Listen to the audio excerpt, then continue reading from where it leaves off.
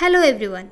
I, Dr. Aradhana Kar, welcome you to the 7th lecture on programming in C. इस lecture में पहले हम एक प्रोग्राम करेंगे जो कि दो वेरिएबल्स के वैल्यू को एक्सचेंज करेगा और स्वैप करेगा यूजिंग थर्ड वेरिएबल। उसके बाद हम डेटा टाइप्स पढ़ेंगे और टाइप क्वालिफायर्स क्या है वो जानेंगे। उसके बाद हम पढ़ेंगे रेंज ऑफ डेटा टाइप्स। सो आइए स्टार्ट करते हैं लेक्चर। अभी एक प्रोग्राम हम लिखेंगे जो कि दो वेरिएबल्स के वैल्यूज़ को एक्सचेंज करेगा और हम कह सकते हैं स्वैप करेगा यूजिंग ए थर्ड वेरिएबल। सो उसके लिए हम एक फ़ाइल बना लेते हैं, उसका नाम देते हैं swap_third.c। एंटर। ना फाइल हमारा बन गया। अभी हम कमेंट्स लिख लेते हैं। Program to swap the values of two variables using third variable। So अभी हम क्या करेंगे, हेडर फाइल इंक्लूड करेंगे, include stdio.h then int main। ना देखिए अभी हमें वेरिएबल्स डिक्लेयर करने हैं ना। आप इंटीजर वेरिएबल्स ले सकते हैं, फ्लोटिंग पॉइंट वेरिएबल्स ले सकते हैं। मैं इंटीजर ले रही हूँ। सो उसके लिए मैं डेटा टाइप क्या यूज़ करूँगी, इंट। सो इंट क्या है, कीवर्ड है, ठीक है। इंटीजर डेटा टाइप को स्पेसिफाई करने के लिए हम इंट कीवर्ड यूज़ करते हैं। देन हमें कितने वेरिएबल्स चाहिए, 2 वेरिएबल्स चाहिए जिसमें वैल्यूज़ रहेंगे और उन दो वेरिएबल्स के वैल्यूज़ को हमें एक्सचेंज करना है यूजिंग ए थर्ड वेरिएबल। मतलब एक थर्ड वेरिएबल भी हमको चाहिए। तो पहले 2 वेरिएबल्स को डिक्लेयर कर लेते हैं, var1 var2 और थर्ड वेरिएबल मान लीजिए हमारा टेम्प है, ठीक है। देन हम यूज़र को एक मैसेज देंगे पहले, printf enter the values of the variables semicolon. Then keyboard से इनपुट लेंगे तो उसके लिए हम scanf लिखेंगे। scanf पहला हिस्सा क्या होता है, फॉर्मेट स्पेसिफायर का। यहाँ पर 2 वेरिएबल्स के हम इनपुट लेंगे तो हमें 2 बार फॉर्मेट स्पेसिफायर लिखना है। वेरिएबल्स कैसे हैं, इंटीजर हैं, तो फॉर्मेट स्पेसिफायर क्या होगा, %d, ठीक है। 2 वेरिएबल्स हैं ना, इसलिए 2 फॉर्मेट स्पेसिफायर। देन कॉमा, पहला वेरिएबल किसका इनपुट लेंगे, $var1, $var2 सेमीकोलन। पहले फॉर्मेट स्पेसिफायर में जो वैल्यू लेंगे वो जाके कहाँ स्टोर होगा, var1 को जो मेमोरी एलोकेट हुआ है वहाँ स्टोर होगा। तो var1 का एड्रेस हमें कैसे मिल रहा है, $var1 से। देन हम नेक्स्ट फॉर्मेट स्पेसिफायर में जो वैल्यू लेंगे वो जाके कहाँ स्टोर होगा, var2 को जो मेमोरी एलोकेट हुआ है वहाँ स्टोर होगा। तो var2 का मेमोरी एड्रेस हम कैसे ला रहे हैं, $var2 लिख के, ठीक है। नेक्स्ट हम इनपुट लेने के बाद प्रिंट कर लेते हैं कि बिफोर स्वैपिंग वेरिएबल्स के वैल्यू कैसे हैं, ठीक है। So printf before swapping var1 equal to %t and var2 equal to %t, comma var1 var2। So हमारा इस प्रिंटफ स्टेटमेंट के हिसाब से क्या आएगा, डबल कोट के अंदर पहले before swapping var1 equal to, ये जो फॉर्मेट स्पेसिफायर हमने दिया है इसमें किसका वैल्यू आएगा, यहाँ पर हम इंटीजर वैल्यू एक्सपेक्ट करें लेकिन कौन सा इंटीजर का, var1 का। और यहाँ पर दूसरे फॉर्मेट स्पेसिफायर में किसका वैल्यू आएगा, var2 का। देखिए आपको एक चीज़ मैं बताना चाहती हूँ, ये जो आपने scanf स्टेटमेंट लिखा है ना, इसमें आपने पहले लिखा है $var1, देन फिर आपने लिखा है $var2, ठीक है ना। इसको आप ज़रूरी नहीं है कि पहले आपको var1 का ही इनपुट लेना है फिर जाके var2 का इनपुट लेना है। आप var2 भी लिख सकते हैं फिर var1 लिख सकते हैं। पॉइंट ये है, आप जो पहले लिखेंगे वो पहला वैल्यू जाके वहाँ स्टोर होगा, जो दूसरे में लिखेंगे दूसरा वैल्यू जाके वहाँ स्टोर होगा। जैसे आप ऑर्डर करेंगे वैसे ही इनपुट्स जाएंगे और वैसे ही स्टोर होंगे। उसी तरह प्रिंटफ में जब हम प्रिंट कर रहे हैं, ये जो फॉर्मेट स्पेसिफायर में समझ में आया इंटीजर वैल्यू आएगा, लेकिन किसका आएगा, पहला वेरिएबल लिस्ट में पहला कौन है, var1। सो पहले फॉर्मेट स्पेसिफायर के वैल्यू के लिए var1 आएगा, दूसरे फॉर्मेट स्पेसिफायर के लिए var2 आएगा। अगर आप पहले var2 लिखे हैं फिर var1 लिखे हैं तो उस तरह से आएगा। देखिए कॉमा के बाद आप वेरिएबल का लिस्ट जिस ऑर्डर में रखते हैं उस हिसाब से फॉर्मेट स्पेसिफायर्स में वैल्यू आएंगे, ठीक है। नेक्स्ट अभी हम स्वैप करना शुरू करते हैं। स्वैप करने के लिए हमें क्या करना होगा, पहले हम क्या करेंगे, थर्ड वेरिएबल में var1 का वैल्यू रख लेते हैं। सो temp इक्वल टू var1, ठीक है। सो एक वेरिएबल का वैल्यू मैंने थर्ड वेरिएबल में रख दिया है। नेक्स्ट अभी क्या करूँगी, var1 का वैल्यू मैं चेंज करूँगी। उसके लिए मैं लिखूँगी var1 इक्वल टू var2, मतलब var2 का जो वैल्यू है वो var1 में रखो। सो इस स्टेटमेंट से var1 का वैल्यू अभी रिप्लेस हो गया। अभी जो var1 का वैल्यू पहले था अभी वो नहीं है, var2 का वैल्यू अभी वो var1 में है, ठीक है। सो अभी हम लिखेंगे var2 इक्वल टू temp। सो देखिए थर्ड स्टेटमेंट में क्या हुआ, टेम्प जो var1 का वैल्यू हमने स्टोर करके रखा था टेम्प में ना, उसको हमने अभी var2 में रख दिया। सो इन तीन स्टेटमेंट्स की वजह से हमारा अभी var1 में var2 का वैल्यू है और var2 में अभी var1 का वैल्यू है। Next printf /n after swapping var1 equal to %t and var2 equal to %t, var1, var2, then return 0, save the program। सो ये आपका प्रोग्राम हो गया, ठीक है। अभी प्रोग्राम को रन करते हैं। रन कोड, देखिए बोल रहा है enter the values of the variables. तो हम पहले देंगे 12, फिर मैं दूंगी 89। देखिए मैंने आपको बताया था स्कैनएफ में आपको क्या करना है, अगर मल्टीपल वेरिएबल्स के लिए इनपुट ले रहे हैं तो पहले इनपुट के बाद आपको स्पेस देना है ताकि स्कैनएफ समझे पहला इनपुट ख़त्म, फिर वो दूसरा इनपुट के लिए एक्सपेक्ट करेगा। सो स्पेस देने के लिए भूले ना। सो हम तो यहाँ पर 2 इनपुट ले रहे हैं, फिर हम अभी प्रेस एंटर। सो देखिए बिफोर स्वैपिंग var1 का वैल्यू था 12 एंड var2 का वैल्यू था 89। आफ्टर स्वैपिंग var1 का वैल्यू हुआ 89, var2 का वैल्यू हुआ 12, ठीक है। सो ये है swapping the values of the variables using the third variable. ना अभी हम आते हैं डाटा टाइप्स को। ना ऑलरेडी जितने प्रोग्राम्स हमने किए हैं उसमें हम लोगों ने डाटा टाइप्स तो यूज़ किया है, लेकिन एक्चुअली अभी डाटा टाइप्स क्या है हम समझेंगे। ना डाटा टाइप्स क्या होता है, पहली बात तो हम उसके नाम से ही हम कहीं ना कहीं एक अंदाज़ा लगा सकते हैं कि वो है क्या। डाटा टाइप्स मतलब टाइप्स ऑफ डाटा। ना प्रीवियस लेक्चर्स में मैंने कहा है कि कंपाइलर के पास सब कुछ होता है, लेकिन हमें बताना होगा कि हम क्या चाहते हैं। हमें सब कुछ कंपाइलर को स्टेप बाय स्टेप बताना होगा। मैंने लास्ट लेक्चर में आपको बताया है आइडेंटिफायर्स क्या हैं, राइट। सो आइडेंटिफायर्स मतलब वो एक वेरिएबल का नाम हो सकता है, एरे का नाम हो सकता है, स्ट्रक्चर का नाम हो सकता है, फंक्शन का नाम भी हो सकता है, राइट। ना जो वो सब नाम हैं, अगर हमारा एरे है, स्ट्रक्चर है, वेरिएबल है, कुछ भी है, तो वो नाम तो हम लोग बना देते हैं, लेकिन उस वेरिएबल में किस टाइप का डाटा रहेगा, राइट, तो वो हम कैसे बताएं कंपाइलर को। सो उसके लिए हमें डाटा टाइप स्पेसिफाई करना ज़रूरी है। सपोज मैंने एक वेरिएबल बनाया दैट इज सम, ठीक है।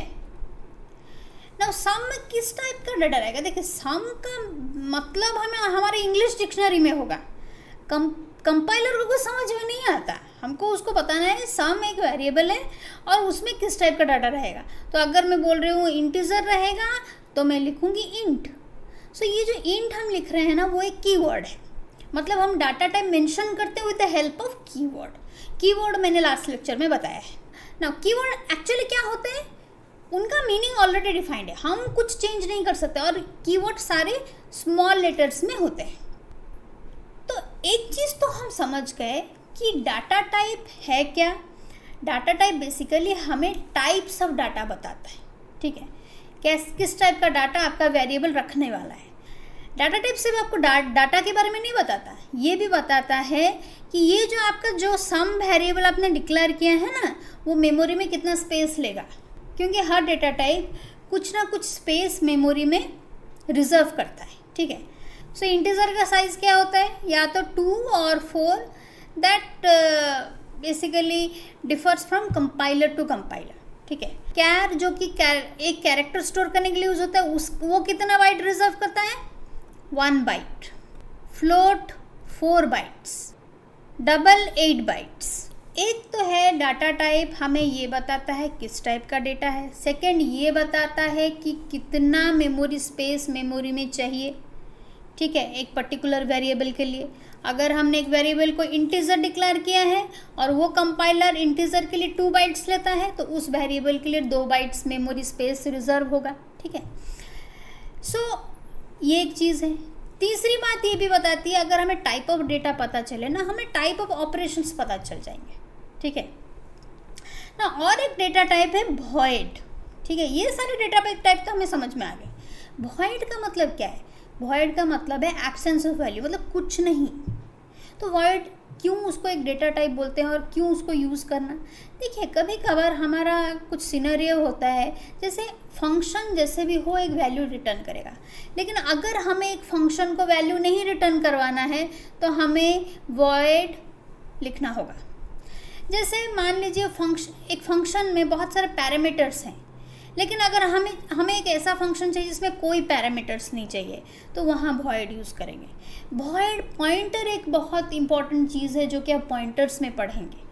सो ये सारी चीज़ें हो सकता है अभी के लेक्चर में आपको मैं ज़्यादा नहीं बता रही हूँ, क्योंकि आपको समझ में नहीं आएगा, क्योंकि हम फंक्शन तक नहीं गए हैं, पॉइंटर तक नहीं गए हैं। लेकिन ये जान लीजिए इन सब केसेस में वॉइड की ज़रूरत है। सो वॉइड का मतलब है absence of value and it has no value, no size, no operations, ठीक है ना। देखिए डाटा टाइप्स में हमें तो समझ में आ गया कि डाटा टाइप्स बेसिकली हमें बताते हैं किस टाइप का डेटा है, और डेटा टाइप हमें बताते हैं मेमोरी स्पेस कितना लेगा, ठीक है। उसके बाद एक चीज़ आती है टाइप क्वालिफायर्स। टाइप क्वालिफायर्स मतलब आपका जो फंडामेंटल डाटा टाइप है, टाइप क्वालिफायर्स उसका साइज थोड़ा बड़ा कर सकते हैं या तो छोटा कर सकते हैं, ठीक है। और एक चीज़ भी टाइप क्वालिफायर्स में हो सकती है, साइन बदल सकता है, मतलब नेगेटिव पॉजिटिव इस रिलेटेड हो सकता है ना। बेसिकली ये चीज़ इंटीजर डेटा टाइप और कैरेक्टर डेटा टाइप पे होता है ना। टाइप क्वालिफायर्स बेसिकली 2 टाइप्स के होते हैं, एक तो है साइज क्वालिफायर और एक है साइन क्वालिफायर ना। ये तो आप मानते होंगे कि हर डेटा टाइप मेमोरी में कोई ना कोई स्पेस लेता है, जिसको हम बोलते हैं डेटा टाइप का इतना साइज है ना। ये राइट साइड में आप देख सकते हैं, मैंने एक प्रोग्राम लिखा है जिसमें बेसिकली मैं हर डेटा टाइप कितना मेमोरी लेता है मेन मेमोरी में, वो मैंने निकाला है ना। उसको कैसे निकालेंगे उस पर बाद में आएंगे, पहले ये समझ लेते हैं ना। कैर डेटा टाइप किस लिए होता है, कैरेक्टर्स के लिए। वो कितना रिजर्व करता है, 1 बाइट। देखिए आपका साइज जितना होगा उससे रिलेटेड होता है रेंज। ना रेंज की क्या ज़रूरत है, सपोज देखिए आपने एक वेरिएबल डिक्लेयर किया int a equal to some number आप लिखेंगे ना। आप एक बड़ा सा नंबर लिख देंगे, जितना बड़ा नंबर लिखेंगे वो तो नहीं चलेगा ना। जो नंबर आप लिख रहे हैं, भले ही आप अभी डेसिमल नंबर सिस्टम में उसको लिखे, वो कन्वर्ट जगह क्या होता है, बाइनरी में कन्वर्ट होता है। और वो बाइनरी नंबर कहाँ रहता है, मेमोरी में रहता है। वो जो बाइनरी नंबर में रिप्रेजेंट होगा उतने में रिप्रेजेंट हो पाएगा या नहीं मेमोरी में, वो भी तो इम्पॉर्टेंट है ना। इसलिए हमारी रेंज की बात आती है, और ये रेंज जो आपका होता है ना, वो साइज़ पे डिपेंड करता है ना। साइज़ से कैसे आप रेंज निकालेंगे, आप ये रेंज निकाल सकते हैं, मैं ये बताऊंगी। तो साइज़ क्वालिफायर क्या करते हैं, आपका जो फंडामेंटल डाटा टाइप है उसका साइज़ थोड़ा बड़ा कर सकते हैं या तो थोड़ा कम कर सकते हैं। साइन क्वालिफायर्स क्या करते हैं, that is related to positive and negative numbers, ठीक है ना। देखिए ये जो लिस्ट मैंने पूरा दिया है, आप देख सकते हैं कैरेक्टर का 1 बाइट, अनसाइंड कैरेक्टर मतलब है पूरा पॉजिटिव। अब आप सब सोच रहे होंगे कैरेक्टर क्या पॉजिटिव नेगेटिव, कैरेक्टर तो अभी अभी हमें बताया गया है कि ये अल्फ़ाबेट्स रहेंगे, ठीक है। देखिए कैरेक्टर और इंटीजर समहाउ कनेक्टेड है। कैसे, अगर कभी किसी ने सुना होगा ASCII, सो ASCII वैल्यूज़ क्या होते हैं, American standard code for information interchange, ठीक है, इसका फुल फॉर्म ये ही है ना। वो क्या करता है, हर कैरेक्टर को ना एक इंटीजर वैल्यू देता है, ठीक है। पहले ASCII 7 बिट था, उसके बाद एक एक्सटेंडेड ASCII आया जो 8 बिट हुआ। तो there are lot of characters जिसका एक करस्पॉन्डिंग ASCII वैल्यू है जो कि एक इंटीजर वैल्यू है। तो देखिए राइट साइड के प्रोग्राम को आइए ना, मैंने सारे डेटा टाइप का विथ टाइप क्वालिफायर्स वो कितना मेमोरी लेते हैं वो मैंने फाइंड आउट किया है। तो उसके लिए हमें एक ऑपरेटर यूज़ करना पड़ेगा ना, उस ऑपरेटर को कहते हैं साइज ऑफ ऑपरेटर। देखिए साइज और ऑफ के बीच में स्पेस मत दीजिएगा, साइज ऑफ पूरा विदाउट स्पेस वाला चीज़ है ना। साइज ऑफ ऑपरेटर किस यूनिट में वैल्यू देता है, ठीक है ना, वो बताता है कि एक डेटा टाइप कितना मेमोरी लेता है मेमोरी में, मेन मेमोरी में। तो किस यूनिट में देता है, वो बाइट्स में देता है। सो देखिए, लेकिन वो जो बाइट्स में देता है वो लिखता नहीं है बाइट्स, हम साइड में प्रिंटिफ में बाइट्स लिख सकते हैं। सो मैंने वही किया है, देखिए मैंने लिखा है printf size of int equal to, ये तो सब जो मैंने लिखा है साइज ऑफ इंट, ये मैंने जो लिखा है वैसे ही आएगा, ये मैं ऑलरेडी आपको बता चुकी हूँ ना। ये %d पे क्या आपका प्रिंट होगा, जो कॉमा के बाद है। तो कॉमा के बाद क्या है, साइज ऑफ इंट। तो बेसिकली हम दे रहे हैं साइज ऑफ ऑपरेटर में हम लोग पास कर रहे हैं इंट का साइज दो, तो उसने हमें दिया है क्या, 4 बाइट्स। देखिए इंट का साइज अगेन मैं बता रही हूँ, कंपाइलर टू कंपाइल डिफर करता है। ये जिससे कंपाइलर में आपका 4 बाइट्स है, कभी कभी कुछ कंपाइलर्स में 2 बाइट्स आता है, ठीक है। सो ये बाइट्स उसने नहीं लिखा है, ये बाइट्स मैंने लिखा है, एक्चुअली मैंने वो फॉर्मेटिंग की है, ओके। सो दैट आपको याद रहे कि साइज ऑफ हमेशा बाइट्स में देता है। Next size of short int, मतलब नॉर्मल इंट से थोड़ा कम, छोटा, शॉर्ट इंट, नाम ही उसका short int. So size of short int equal to %d, यहाँ पर क्या प्रिंट होगा, साइज ऑफ शॉर्ट इंट का जो साइज है वो प्रिंट होगा। तो शॉर्ट इंट का साइज देखिए क्या है, 2 बाइट्स हमारा आया है आउटपुट में, ठीक है ना। फिर मैंने size of long int print करवाने की कोशिश की है, तो size of long int. So size of long int आप देख सकते हैं यहाँ पर इस केस में इंटीजर का जितना साइज है लॉन्ग इंट का साइज भी उतना ही होता है ना। ये लॉन्ग शॉर्ट क्या है, ये लॉन्ग शॉर्ट है टाइप क्वालिफायर्स। किस टाइप का टाइप क्वालिफायर है, साइज टाइप क्वालिफायर्स, ठीक है ना। नेक्स्ट मैंने फाइंड आउट किया size of character. Size of character मतलब कैरेक्टर कितना मेमोरी रिजर्व करता है, 1 byte. Next size of double, size of double कितना है, मतलब डबल कितना रिजर्व करता है, साइज ऑफ डबल है 8 बाइट्स। साइज ऑफ फ्लोट उसी तरह 4 bytes. And size of long double क्या है, 12 बाइट्स। देखिए कहीं कहीं पे किसी बुक में आपको लॉन्ग डबल 10 बाइट्स मिलेगा, कहीं पे 16 बाइट्स मिलेगा। यहाँ पर GCC में मैंने प्रोग्राम जब लिखा वो बता रहा है 12 बाइट्स, ठीक है। तो आप जो भी कंपाइलर यूज़ कर रहे हैं, अगर आपको अपने डेटा टाइप्स के साइज़ जानने हैं, ऐसे एक प्रोग्राम लिख के आप देख लीजिए कितना बाइट्स वो रिजर्व कर रहा है मेमोरी में। यहाँ पर आप अभी सोच रहे हैं यहाँ पर सब कुछ सिर्फ शॉर्ट लॉन्ग में लिखा गया है, अनसाइंड साइंड में तो लिखा नहीं गया है। अनसाइंड और साइंड ना सिर्फ नेगेटिव और पॉजिटिव नंबर्स के लिए है, वो साइज़ को कुछ भी इन्फ्लुएंस नहीं करता, ठीक है। साइन क्वालिफायर साइज को कुछ भी इन्फ्लुएंस नहीं करता। साइज को कौन इन्फ्लुएंस करता है, साइज क्वालिफायर्स। तो फिर साइन क्वालिफायर किसको इन्फ्लुएंस करते हैं, रेंज को इन्फ्लुएंस करते हैं वो, ठीक है। याद रखिए साइज क्वालिफायर साइज को इन्फ्लुएंस करता है, साइन क्वालिफायर्स रेंज को इन्फ्लुएंस करता है। आप देख पा रहे होंगे मैंने लिखा है कैरेक्टर का साइज है 1 बाइट, अनसाइंड कैरेक्टर का भी साइज है 1 बाइट, बट उनका रेंज देखिए चेंज हो रहा है, ठीक है। उसी तरह इंट और साइंड इंट, ठीक है, वो 4 बाइट्स है, अनसाइंड इंट भी 4 बाइट्स है, लेकिन उनका रेंज बदल रहा है ना। फ्लोट और डबल के बीच में डिफरेंस क्या है, देखिए फ्लोट और डबल के बीच में सिमिलरिटी पहले क्या है।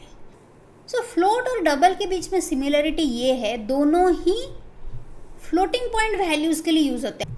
मतलब हमारे ऐसे वैल्यूज़ है 5.678, मतलब जहाँ पर आपके ये डेसिमल पॉइंट वाले वैल्यूज़ आते हैं ना, वहाँ पर फ्लोट डबल यूज़ होते हैं। ये उनकी सिमिलरिटी है, लेकिन डिफरेंस क्या है, डिफरेंस ये एक तो है फ्लोट 4 बाइट्स का है, डबल 8 बाइट्स का है। मतलब अगर हम उसको बिट्स में कन्वर्ट करें तो फ्लोट 32 बिट्स का है और डबल 64 बिट्स का है। सो ये 32 बिट्स कैसे हुआ? आप जानते होंगे 1 बाइट इक्वल टू 8 बिट्स। तो अगर 1 बाइट इक्वल 8 बिट्स हुआ तो 4 बाइट्स कितना होगा? 32 बिट्स 4 इंटू 8। ये जो डाटा का यूनिट है ना, बाइट बिट्स, इसके बारे में एक लेक्चर है नंबर सिस्टम में, मैंने पढ़ाया है। उसका लिंक मैं आपको डिस्क्रिप्शन बॉक्स में दे दूँगी, वहाँ पर जाके आप देख लीजिएगा। मैंने पूरा सारा समझाया है, किलोबाइट, मेगाबाइट, इनके बारे में सब कुछ समझाया और कैसे हम कन्वर्ट कर सकते हैं ये भी समझाया। सो देखिए, the size of float is 4 bytes that is equal to 32 bits और डबल का साइज तो 8 बाइट्स है ना। फ्लोट का रेंज अलग होता है, डबल का रेंज अलग होता है ना। और एक चीज़ ये है ना, अगर जो बिगिनर्स है शायद उनको ये उन्होंने पढ़ा ना हो, लेकिन जो बिगिनर्स नहीं हैं वो ऑलरेडी कुछ सेमेस्टर्स पढ़ चुके हैं, उन्होंने ज़रूर ये नाम सुना होगा IEEE 754 single format and IEEE 754 double format. ये बेसिकली आपके कंप्यूटर ऑर्गेनाइजेशन का पार्ट है। एक्चुअली आपका float data type IEEE 754 single format को फॉलो करता है, जो कि 32 बिट्स में एक फ्लोटिंग पॉइंट नंबर को रिप्रेजेंट करता है कंप्यूटर में, और डबल करस्पॉन्ड करता है IEEE 754 डबल फॉर्मेट, जो कि 64 बिट्स में एक फ्लोटिंग पॉइंट वैल्यू को रिप्रेजेंट करता है। ये उनका एक्चुअल डिफरेंस है ना। अभी हम आएंगे रेंज कैसे निकालेंगे अगर हमें साइज दिया गया है। अगर मैं आपको बोलूँगी आपके पास जितने भी बाइनरी नंबर्स हैं आप उसको 4 बिट में रिप्रेजेंट करेंगे, तो 0 से कितना तक हम बाइनरी में 4 बिट में रिप्रेजेंट कर पाएंगे ना। बाइनरी मतलब हमारे पास कितने डिजिट है, या तो 0 या तो 1। मतलब हर प्लेस या तो 0 से फिल होगा या तो 1 से फिल होगा। मतलब या तो 0 से फिल होगा या तो 1, ठीक है। मतलब ये जो प्लेस है आपका 2 वेज में फिल हो सकता है, या तो आप 0 रख सकते हैं या तो 1 रख सकते हैं। ये भी सेम, ये भी सेम ना, ये भी सेम 2 वेज। तो यहाँ पर हमारा कितना है 2 to the power 4 that is equal to 16। मतलब हमारे पास टोटल 16 ऐसे नंबर्स हैं जिनको हम बाइनरी में 4 बिट में रिप्रेजेंट कर सकते हैं, ठीक है ना। ये जो मैंने किया है ये कोई कंप्यूटर साइंस का पार्ट नहीं, ये परमुटेशन का पार्ट है, ठीक है, जो कि हम मैथमेटिक्स में पढ़ते हैं। इसका मतलब है हम 0 से 15 तक हम 4 बिट बाइनरी में रिप्रेजेंट कर सकते हैं। मतलब 0, 1, 2 अप टू हम 15 तक जाएंगे ना। 15 तक क्यों जा रहे हैं, क्यों 16 तक नहीं जा रहे हैं? हमें तो 16 मिला ना। देखिए 16 हमें क्या मिला, टोटल नंबर्स। टोटल कितने नंबर्स हमारे बाइनरी में 4 बिट में रिप्रेजेंट हो सकते हैं? 16। हम स्टार्ट कहाँ से कर रहे हैं? 0 से। We are not starting from 1। 0 को ना हम लोग भूल ही जाते हैं। 0 इतना इम्पॉर्टेंट है, हम 0 से स्टार्ट कर रहे हैं, ठीक है। तो 0 से स्टार्ट करेंगे। टोटल हमारे कितने नंबर्स हैं? 16 नंबर्स, ठीक है। तो हम कहाँ तक जाएंगे? 15 तक जाएंगे। टोटल हमारा 16 बनना चाहिए, ठीक है ना। ये कॉन्सेप्ट आपको समझ में आ गया होगा। तो अभी आप एक चीज़ देखिए ना, सपोज देखिए कैर हमारा कितने बाइट का है, कितना साइज है उसका? 1 बाइट। फाइन। कितने 1 बाइट कितना बिट्स होता है? 8 बिट्स ना। अभी मैंने आपको बताया कैर हर कैरेक्टर का एक ASCII वैल्यू होता है, ठीक है। ASCII वैल्यू क्या होता है? जो कि एक इंटीजर वैल्यू होता है। इसका मतलब अगर हम जब भी कैरेक्टर लिखते हैं वो उसके करस्पॉन्डिंग ASCII वैल्यू को जाता है, जो कि एक इंटीजर वैल्यू है। फिर उस इंटीजर वैल्यू को बाइनरी में कन्वर्ट करता है, फिर रिप्रेजेंट करता है, राइट। तो कैरेक्टर कितना बाइट रिजर्व कर रहा है? 1 बाइट, मतलब 8 बिट्स। मतलब हर कैरेक्टर 8 बिट में रिप्रेजेंट होते हैं, मतलब 8 प्लेसेस। नाउ अगेन वही कॉन्सेप्ट आया कि हर प्लेस कितने वेज में फिलअप हो सकता है? 2 वेज, या तो 0 और 1। इसका मतलब हर प्लेस को हम 2 वेज में फिलअप कर सकते हैं। सो हमारे कितने प्लेस हैं? 8 प्लेस। इसका मतलब 2 to the power 8 ये होगा। कितने 2s हैं? 8। तो 2 to the power 8 that is equal to 256। ना हमारे पास टोटल 256 कैरेक्टर्स है। सो अगर मैं लिखूं अनसाइंड कैर, अनसाइंड कैर मतलब हमें बोला जा रहा है तुम जिसमें भी रिप्रेजेंट करो हमें कोई फ़र्क नहीं पड़ता, लेकिन सब पॉजिटिव होना चाहिए। मतलब सारे जितने 256 नंबर्स हैं सब पॉजिटिव होंगे। सो हमारा तो स्टार्ट ही 0 से होता है। सो 0 से स्टार्ट करके हमारा कहाँ तक जाएगा? 255, क्योंकि हमारा टोटल कितना है, टोटल कितने कैरेक्टर्स है? 256। सो 0 से स्टार्ट कर रहे हैं, मतलब एक कम तो रहेगा ना पीछे से, तो 0 to 255।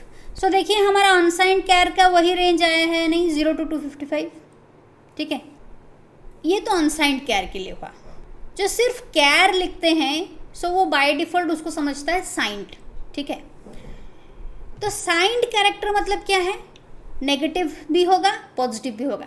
सपोज अगर मैंने लिखा कैर ए, एक वेरिएबल है कैरेक्टर का, उसमें मैंने लिखा ए। सो ये कैरेक्टर कांस्टेंट है, मैंने उसको ए वेरिएबल में रखा और वो ए वेरिएबल क्या है? एक कैरेक्टर टाइप वेरिएबल है। ठीक है ना, यहाँ पर वो क्या करेगा? ए का जो करस्पॉन्डिंग ASCII वैल्यू है ना उसमें रिप्रेजेंट करेगा, फिर वो ASCII वैल्यू को बाइनरी में रिप्रेजेंट करेगा। ठीक है, सपोज मैंने और एक वेरिएबल लिया बी। देखिए सेम वेरिएबल आप बार बार डिक्लेयर नहीं कर सकते, मतलब ए एक बार डिक्लेयर किया तो फिर से आप डिक्लेयर नहीं कर सकते उसको, ना कैरेक्टर करके डिक्लेयर कर पाएंगे ना कोई दूसरा डेटा टाइप लेके डिक्लेयर कर पाएंगे। Variable name should always be different. Same variable नाम को लेके आप डिक्लेयर नहीं कर सकते, एरर आएगा। आप टेस्ट करके देखिए एरर आएगा। सो कैर बी ना, उसमें मैंने रखा -35।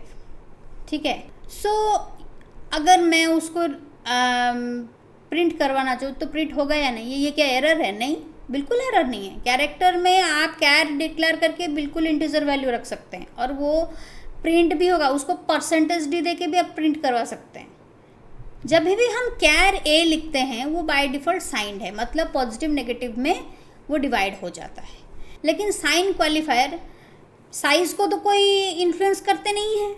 वो तो साइज़ हमारा कैरेक्टर का 1 बाइट है, तो हमने अगर कैर ए लिखा तो 1 बाइट रिजर्व होगा। ठीक है, 1 बाइट रिजर्व होगा मतलब 256 टोटल आएगा। सो नेगेटिव पॉजिटिव मतलब वो क्या करता है? देखिए जितना टोटल हमारा कैरेक्टर्स हो सकते हैं 256, उसको इक्वल पार्ट्स में डिवाइड करता है, मतलब 256/2। सो 256/2 होगा कितना? 128। ठीक है, इसका मतलब 128 नेगेटिव के लिए और बाकी के 128 पॉजिटिव के लिए।